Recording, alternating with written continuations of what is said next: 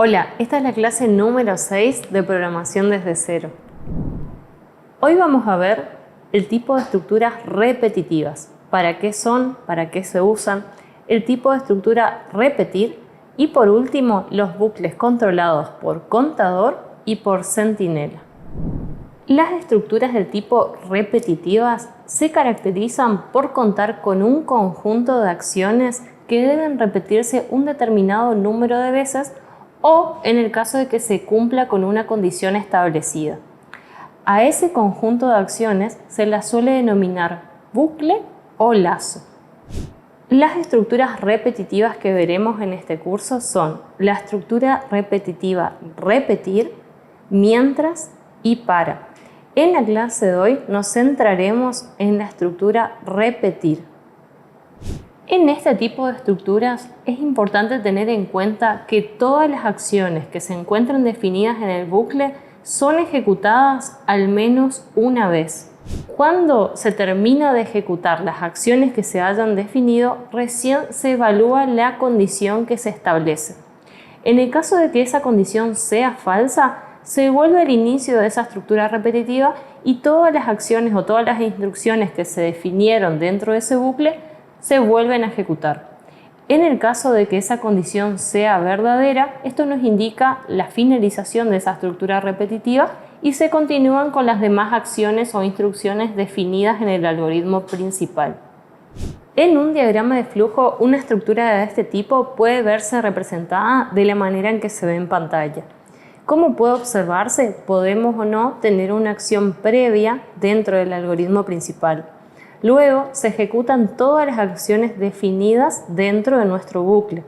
Se evalúa la condición establecida, en el caso de corresponder, se vuelve al inicio de esa estructura repetitiva o bien se continúan con las demás acciones definidas en nuestro algoritmo. En pseudocódigo, la estructura repetitiva repetir se encuentra definida de la manera en que se ve en pantalla. En principio se inicia con la instrucción repetir. Le siguen la serie de acciones o instrucciones que queremos que se encuentren dentro de ese bucle. Finaliza con la instrucción hasta que, seguida de la condición que queremos evaluar. Aquí podemos ver un ejemplo donde hacemos uso de esta estructura por medio de la aplicación Psein. En el caso de ejecutarlo, se le solicitará al usuario que ingrese el número del cual desea conocer la tabla de multiplicar. En caso de haber ingresado, por ejemplo, el número 2, se verá un resultado similar al que se puede observar en pantalla. Por medio de pocas líneas, el algoritmo se encargará de llevar a cabo los cálculos y de mostrar en pantalla el resultado de toda la tabla de multiplicar del número que ingresó el usuario. Para concluir, nos queda pendiente conocer el concepto de bucle controlado por contador y por centinela.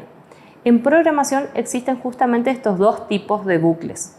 Un contador es una variable abstracta que se incrementa o se decrementa por medio de un valor constante que nosotros podemos definir. Es un recurso que justamente se utiliza para poder dotar al algoritmo de una capacidad de contar. Por ejemplo, permite que el algoritmo lleve la cuenta de la cantidad de veces que se ejecutaron las acciones dentro de un bucle. En el caso de un centinela, ya al igual que un contador, también se trata de una variable abstracta que puede ser de diferentes tipos de datos.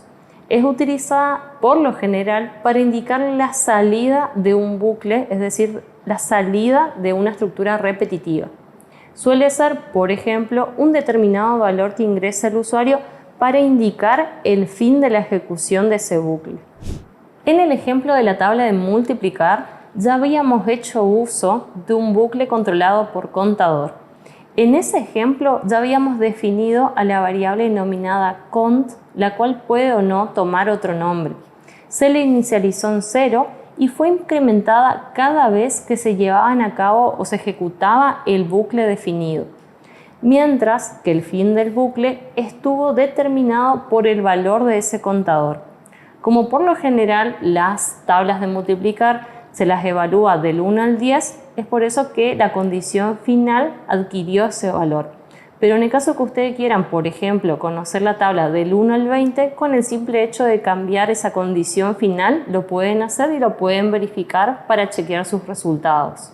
Si bien en este tipo de estructuras repetitivas no se suele hacer uso de los bucles controlados por centinela, pero sí en otro tipo de estructura repetitiva, por ejemplo, en el mientras que veremos en la clase siguiente, acá en pantalla podemos ver un ejemplo de uno de estos tipos.